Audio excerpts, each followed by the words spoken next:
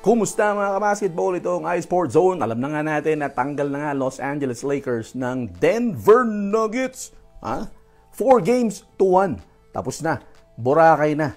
Itong sina LeBron James, Anthony Davis at sina Austin Reeves, D'Lo dito sa Game 5. At maraming umaasa dyan ng mga Denver Nuggets fans, Golden State Warriors fans, pero ang Lakers umaasa na maka-history pero hindi nga naganap mga kabasketball.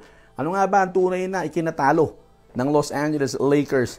Dalawang bagay mga kabasketball. Siyempre, sabihin na natin, lamang ang Denver Nuggets sa sa kanilang field goal.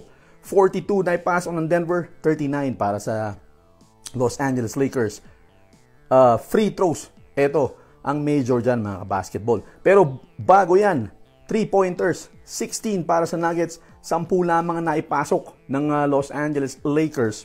Para sa mga mahilig tumalpak dyan at tambay ng mga sportsbook at game apps, pasok na sa Arena Plus. Bukod sa sportsbook at games, pwede mo pa mapanood ng live ang NBA, PBA at iba pang sports. Mag-register na. Scan lang ang QR code na ito. At yan nga si AD, natamaan pa sa balikat, tapos napahiga pa siya sa baba sa sobrang sakit, di ba? Pero ito nga, dalawang bagay mga kabasketball, ang tunay na nagpatalo sa Lakers, yung kanilang free throw. 18 out of 27, mantakin mo 27 mga kabasketball ang free throw na naibigay dito sa Los Angeles Lakers, habang sa Denver Nuggets ay 9 lamang. Pero 8 doon na ipasok ng Denver Nuggets, isa lang kanilang sablay, habang ang Lakers ay 18 out of 27. Ibig sabihin siyam ang kanilang namintis na free throws. Hindi bali nang lamang ang Denver Nuggets sa 3-pointers, no? 16 to 10 lamang.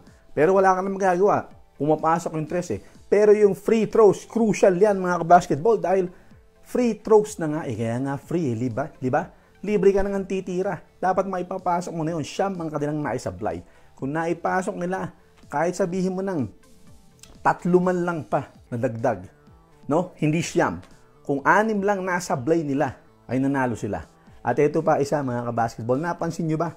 Wala nang timeout ang Los Angeles Lakers. Meron pang natitirang 3.6 seconds o 4 mahigit. Malamang 3.6 seconds, dahil nga hindi naman sakto sa buzzer, sa shot clock ng Denver Nuggets yung tira ni Jamal Murray. Pero meron pang more than 3 seconds ang Los Angeles Lakers para maitabla o maipanalo kung may timeout sila. Ba't sila nawalan timeout? Dahil gumamit ng dalawang challenge call itong si Coach Darvin Ham. Sa first half o sa third quarter may isa, then sa fourth quarter meron ding isa na nag-cost sa kanila. Ayan, isa yan yung nasa likod natin. Nag-cost ng 2 timeout sa kanila. Ngayon wala na silang timeout. Wala na silang magagawa ron mga kabasketball, di ba? So, wala na. Si LeBron nasa dulo, hinarangan ni Nikola Jokic, ibinigay na lang dito kay Prince, no? So hindi na naipasok yung bola, desperation shot. Kung may timeout sila, sana meron pa silang chance. Pero tingin ko nasobrahan sa challenge call itong Los Angeles Lakers, dahil remember ng game 4, no? Nagalit tong si LeBron, nagtantrums dahil hindi tumawag ng challenge call itong si Darvin Ham. Parang nasobrahan naman ngayon. So parang hindi na ayos yung timpa, no? Parang masyado naman yatang natakot itong si Darvin Ham. Yan ang para sa akin ay pinakamalaking nagpatalo sa Lakers, na sana may chance pa sila. Pero itong bayani mga basketball, itong si Jamal Murray, no? Na talaga naman na tinik sa game 2, di ba? Tapos ngayon, game 5, Jamal Murray talaga mga kabasketball. Siyempre, ito naman si number 15, Nikola Jokic. Pero yan, ano masasabi niyo dyan mga kabasketball? No? Congrats din kay LeBron James, kay Anthony Davis, as the rest ng Los Angeles Lakers. Pero yung mga panatiko, hindi congrats. Pero yan, pag-usapan natin sa comment section. Congrats siyempre sa Denver Nuggets.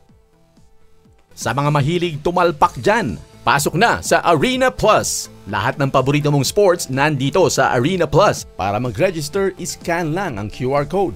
At may bonus na 850 pesos para sa first-time users.